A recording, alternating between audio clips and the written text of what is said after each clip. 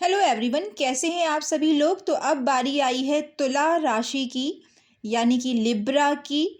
दिसंबर month में क्या होने वाला है या किस तरीके की एनर्जी रहने वाली है, या आप कहीं ट्रैवल कर रहे हैं, कुछ पार्टी कर रहे हैं, कुछ काम बन रहे हैं या रुक रहे हैं।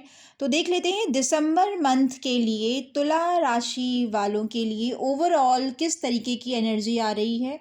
ये टैरो कार्ड्स हमें क्या गाइडेंस देने जा रहे हैं। तो हो सकता है कि अभी तो आपने सब कुछ चीज़ों को छोड़ रखा है, क्योंकि किसी चीज़ के लिए आपने काफ़ी एफ़र्ट लगाया या उसके बारे में काफ़ी ज़्यादा ओवरथिंक किया है। बट जैसा आप रिज़ल्ट चाह रहे थे वैसा वो रिज़ल्ट आपको काफ़ी लंबे समय से नहीं मिल रहा है।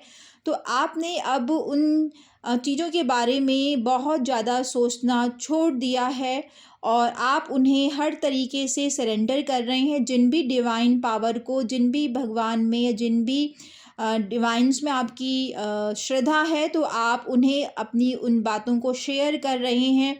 बहुत सी पुरानी बातें भी आपके दिलो दिमाग में चल रही हैं। ये आपकी बातें अपने किसी लव वन के लिए हो सकती है, अपने किसी पार्टनर के लिए हो सकती है जिससे आप काफ़ी ज़्यादा स्ट्रांगली कनेक्टेड हैं, काफ़ी ज़्यादा उनके बारे में सोच रहे हैं। बट यकीन करिए, अगर आपका कुछ लंबे समय से किसी भी तरीके की कोई परेशानी चल रही है तो वो बहुत ही जल्द आपकी दूर होने वाली है। आपको सामने से उतना ही कमिटमेंट मिलेगा जितना आपने चाहा था या जितना आपने एफ़र्ट लगाया था। और कुछ एक के लिए ये भी पॉसिबिलिटीज़ हैं कि अभी भी कुछ समय लग रहा है, यानी कि नए साल में आपको इन एनर्जी को लेके जाना पड़ेगा। पर जितना ज़्यादा आप पॉजिटिव माइंडसेट के साथ नए साल में जाएंगे, उतना ही ज़्यादा आपको पॉजिटिव रिजल्ट मिलेगा।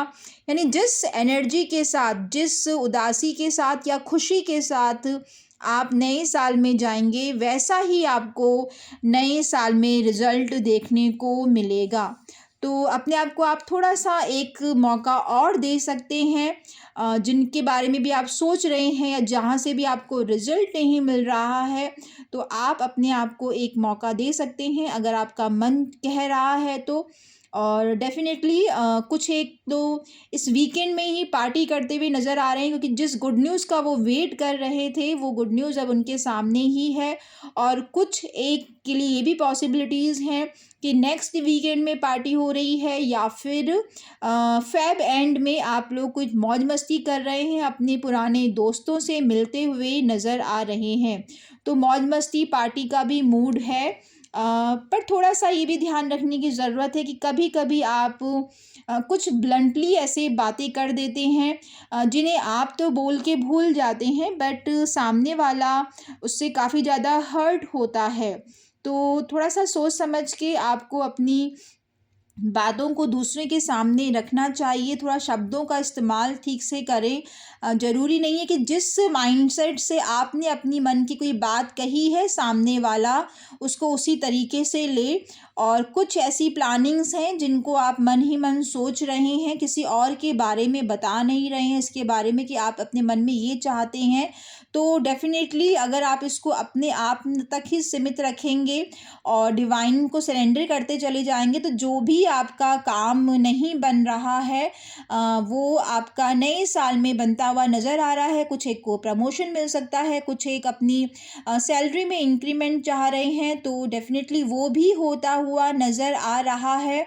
और पर कहीं न कहीं कुछ ऐसी पुरानी बातें हैं या जिन्होंने आपको हर्ट किया है, उसको लेके आप काफ़ी ज़्यादा ओवरथिंकिंग में जा रहे हैं। योग निद्रा मेडिटेशन आर्ट ऑफ लिविंग का श्री श्री रविशंकर जी की आवाज़ में अगर आप डेली रात को सोने से पहले करते हैं, तो यकीन मानिए आपकी 40 डेज़ के अंदर अंदर जिस भी प्रॉब्लम के रिगार्डिंग आप सोच रहे हैं या बहुत ज़्यादा इंतज़ार कर रहे हैं, 40 से 41 डेज़ में आपकी वो प्रॉब्लम दूर हो रही है। पर आपको रेगुलरली योग निद्रा मेडिटेशन करना ही होगा। ये आपको ग्रेट हीलिंग लेके आ रहा है। काफ़ी ज़्यादा ओवरथिंक कर रहे हैं, हो सकता है स्लीपिंग पैटर्न सही नहीं है आपका, और कुछ एक के लिए हो सकता है तबीयत भी ख़राब चल रही है। तो आपको ये मेडिटेशन हर तरीके से हील कर रहा है।